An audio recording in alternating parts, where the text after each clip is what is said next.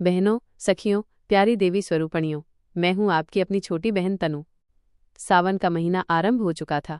कैलाश पर्वत पर वर्षा की रिमझिम, मंद मंद पवन और हरियाली का अद्भुत संगम था। चारों ओर भक्ति का वातावरण था।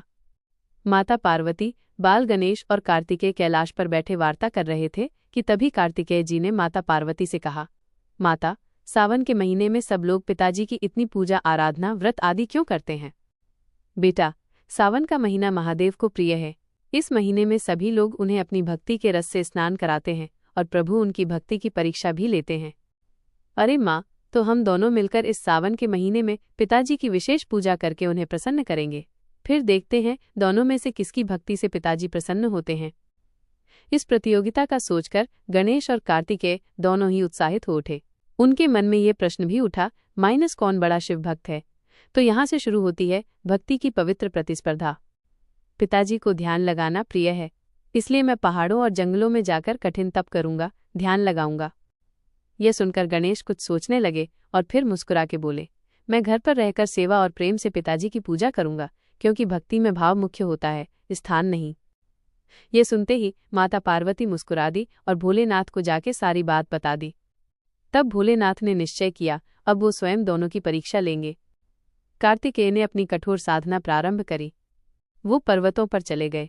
उन्होंने उपवास किया, ध्यान लगाया, मंत्र जपे। बारिश में भीगते हुए, ठंडी हवाओं में कांपते हुए उन्होंने पूरे सावन शिव का ध्यान किया। उनका शरीर तप के कारण क्षीण हो गया, लेकिन उनका मन दृढ़ था। उधर गणेश जी ने अपने हाथों से शिवलिंग बनाया। कैलाश से बह रही गंगा जी से जल ले, गंगा जल से शिवलिंग का अभिषेक किया, फूल अर्पित किए, शिव भक्तों की सेवा की। अब शिवजी की परीक्षा आरंभ होती है। वे एक अंधे वृद्ध साधु का रूप लेकर पहले कार्तिकेय के पास गए और कहने लगे, बेटा, मैं रास्ता भूल गया हूँ और चलते चलते यहाँ इस पर्वत पर आ गया हूँ।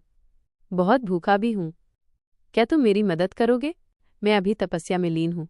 कृपया आप मेरी तपस्या भंग न करें और बाद में आइए। फिर शिवजी वही वेश धारण कर गणेश जी के पास पहुंचे और उन्हें यही बात कही।